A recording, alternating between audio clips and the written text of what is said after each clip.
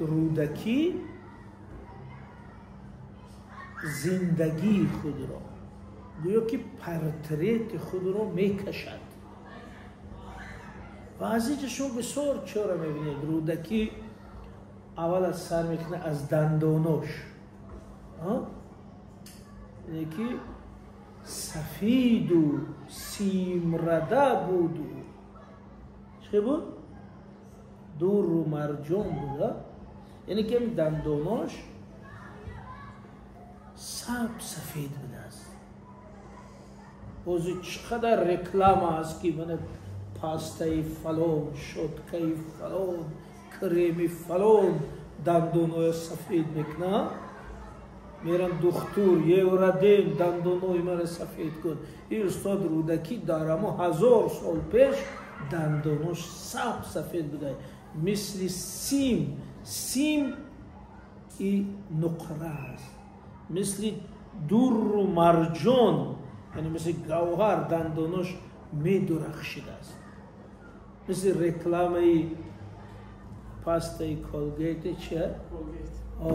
دندانوش می درخشه ولی بچه ها دندانوشون زرد یا افکت هست در تلفن میمونی دندانوش جرق هست داره رودکی به همین افکت دندانوش می درخشیده است بینید پس خیلی سخن درباره یک آدمی تازه و آزاده میره رودکی سفید و سیمرده بود و دور و مرجان بود ستاره سحری بود و قطره باران بود یعنی که یک دندانوش 5-6 صفت داده است فقط یعنی که اول پیش از این چی گفت چراغی تابان بود گفتن که میدرخشید یعنی نبود دندان لا بل چراغی تابان این دهنش که میک شده است روشن بنابراین استاد پرتریت خودش چقدر تصویر میکند خب یکی نماند کنون زان همه بیسود و بریخ چی ناز بود ولی اینا شده میگیم یک موسفید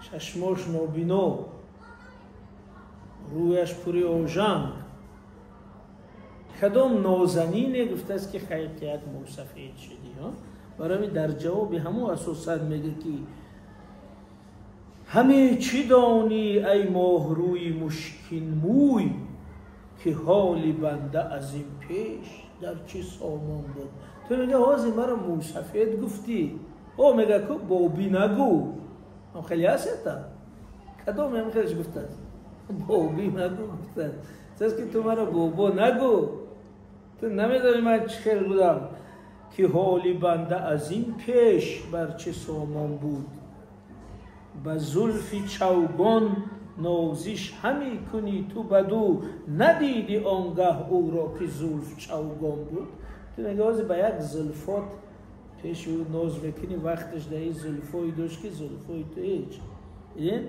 با زلفی چوگان نازش همی کنی تو بدو یعنی تو در پیش رودکی با همین 4 کوکلت ناز میکنی وقتش در موهای رودکی چنانی بود که تمامی بخارا حواس میکرد که یک بار بینیم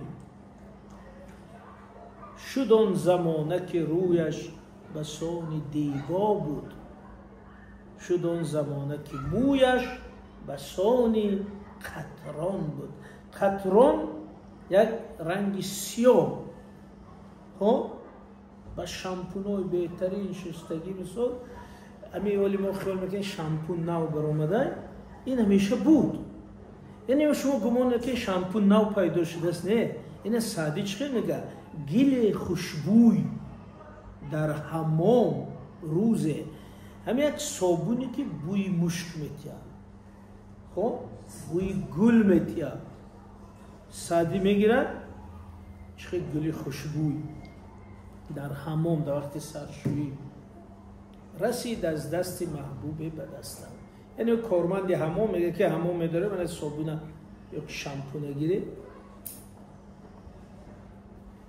با او گفتم که مشکی یا عبیری که از بوی دلاویزی تو مستم این چقدر بوی عجیب میکرم شامپون هست.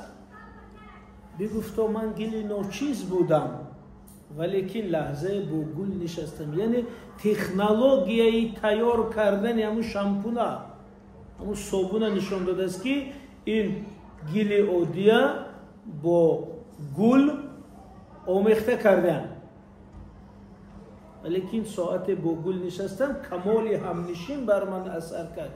یعنی همین بوی خوشی که این صابون شامپون داره حساب گل، یعنی حساب برگ گل، آب گل، شربت گل در صابون ها آمیخته کرده شامپون میکردن. همین بود.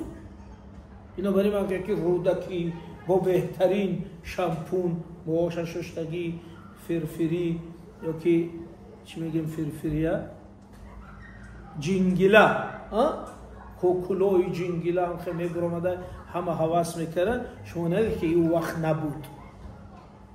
فما اگر تمامی همون یادگاری های تخت جمشید قدیمی پیش از اسلامی بینی همشون موهاش و جینگلا هست تا کروش کبیر و اونا چکار میکردن؟ اونا داشتن یک چی این فین و این شامپون و اینا نو نبرامده است. این ملت ما اول هم خیلی تازه و آزاده و صاحبی هم خیلی چی آمد. خب اینا برای این رودکی گفته است که مویش بسان قطران بود.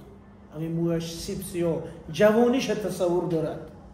مویش سیب سیاه می درخشد، رویش بسان دیبا بود. یعنی رویش سفید هموار. دیبا یک توی قیمتی خب ارزشمند. یعنی رویش بسان دیبا، مویش بسان قطران، بسان نگار که حیران بودی بدو در چشم. یعنی بسه نگار، نگار یعنی همین خانوما، زنها، دخترها، همین رودکی میگذشته همشون مثل یوسف حیرانش گرفته است. بس نگار که حیران بودی بدو در چشم. یعنی نگاه میکردن حیران میشنن، میفتن که او این حضرت رودکی را چه زیباست. بر روی او در چشمم همیشه حیران بود. شد آن زمانه که او شاد بود و خرم بود، نشاط او بفزون بود و غم به نقصان بود. اول تصویری ظاهرش داد که دنداناش می درخشید، رویش مثال دیبا تازه و درخشان و بی آژنگ و پاکیزه، مویش مثال دیبا سیاه و فرفری و خوشبو. بعد اومد که احوالش داد، بعد گفت که همه حیران که اوی رودکی چقدر زیباست. ولی گفت که شد آن زمانه که او شد، یعنی گذشت. شد در همی قصیده شکاد از پیری وقتی که شد میگه یعنی که گذشت. اما دوران تمام شد، گذشت، اکنون من پیر شدم. یعنی شد آن زمانه که او شاد بود و خرم بود. یعنی اون وقتا فقط خرسند، خرم، خوشحال، نشاط او بفزون بود و غم به نقصان بود. نشاط خرسندی است. نشاط او بفزون بود یعنی خرسندیش زیاد بود. غم به نقصان بود یعنی غم و اندوش کم. هر روز خرسند. دلم خزانه پرگنج بود و گنج سخن. ببینید اول احوالی سر و رو شکل ظاهرش گفت، بعد احوال روحی و زندگیش گفت. انا که میاد وضع دانش و فرهنگ و علم و شعر و سخنش میگه که دلم خزانه پرگنج بود و وضع پرچوسکای خشرو، کستیوای خشرو، بچه های بزیر میبرو رنگی گنگ گپ زده نمیتونه. یک جمله استاد رودکی هم زیبا بوده است، هم ثروتمند بوده است، با هم دانشمند بوده است. انا برای چی مهم است؟ دیلم خزانه پرگنج بود، هم کیسش پر بوده است هم کلش پر بوده است. این مهم است برای شناخت رودکی. دیلم خزانه پرگنج بود و گنج سخن، نشان نامه ما مهر و شعر عنوان بود. یعنی هم شاعر جایگاهی اول داشته است. همیشه شاد و ندانستم که غم چی بود، دلم نشاط و طرب را فراخ میدان بود. خیلی نمی تصویر کرد که من همیشه شاد خرسند همیشه چی بودم، نمیدونستم غم چیست. عیال نه، زن و فرزند نه، معونت نه، یعنی که زن نداشته است، کودک نداشته است، و وقت یگان عهده داری که کیا خورانم کیا پشانم نداشته است. از این همه تنم آسوده بود و آسان بود. ولی زندگی سر شوه نشماز آسان، همین دست و پدر تونتی می خروب میخرید تمام. یعنی که بعد کلان شوی زندگی سر میشه، باید چند کس خورانی چند کس پشانی چند مسئله حل کنی، بعد مشکل میشه. برای من استاد گفتن که اما وقتی عجیب خوب بود، عیال نه، زن و فرزند نه، معونت نه، اگه مسئولیت نیست. از این همه تنم آسوده بود و آسان بود. دیدی همین جنجالش با آنها ماهرو است که این کس موسفید گفت، مگه تو رودکی را ای ماهرو همه بینی، بدان زمانه ندیدی که آنچنانان بود. تو حاضر مرا موسفید دیده استادی، تو اون وقت ندیدی که خیل بود استاد رودکی. بدان زمانه ندیدی که زی چمن رفتی سرود گویان، گویی هزار دستان بود. تو اون زمان مرا ندیدی که انخه مجلس آدمه برامد سرود گویان، چون که استاد هم شعر می نوشتن هم چی میکردن؟ می سرود.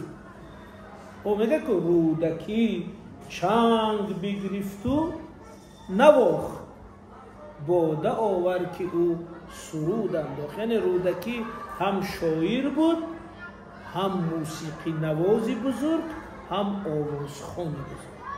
بنابراین میگه که بدان زمانه ندیدی، او وقت ندیدی من چه بودم، بدان زمانه ندیدی که زی چمن رفتی سرود گویان، گویی هزار دستان بود.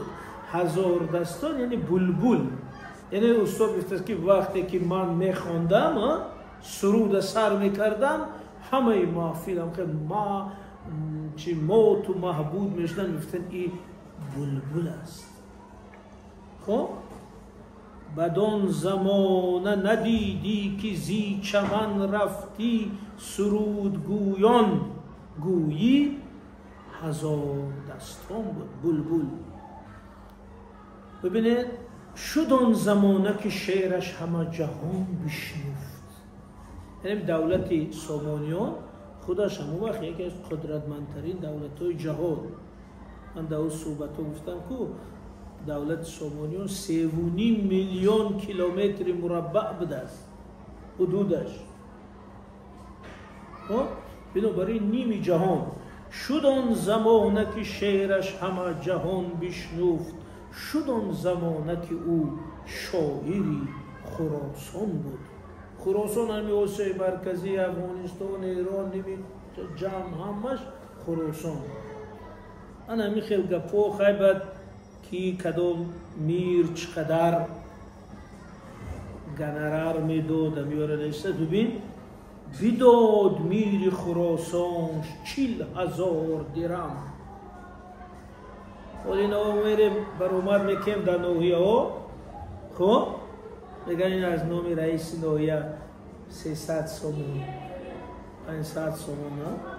یعنی رودکی در برای برآمدش ببین بیداد میر خراسانش 40,000 درم. اینا برای چی گوید؟ از سرش هم خیلی به طبق تیلو میریختن. وقتی اگه ولایت یگون شهر میرفت، حضرت استاد رودکی آمد از گفته همین پیشی پشت طبق تیلو میریختن. خب چی که همون شاعر، عالم، حافظ، پیری کار، خردمند، همون پیری همون دوران. بنابراین خودش گفت است، بعضیش قید کرده است که بداد میری خراسان 40,000 درم، در او فزونی 1/5 میری ماکان بود.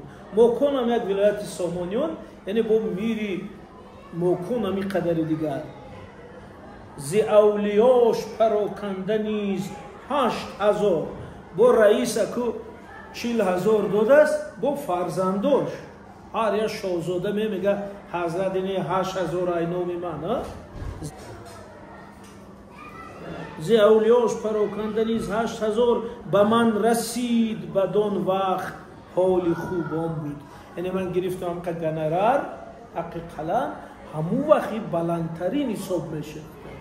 به من رسید بدان وقت حال خوبان بود.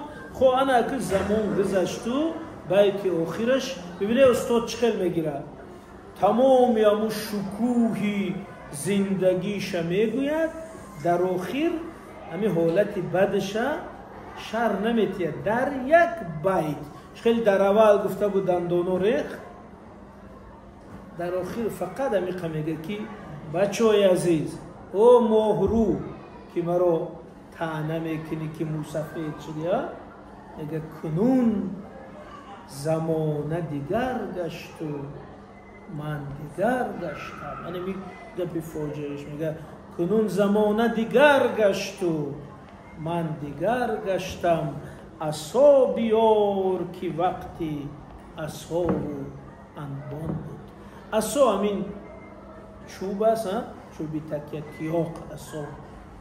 انبان خلطه است، یک خلطه که در پشتش میتونه یک آدمی درویش یا گدا یا موسفید.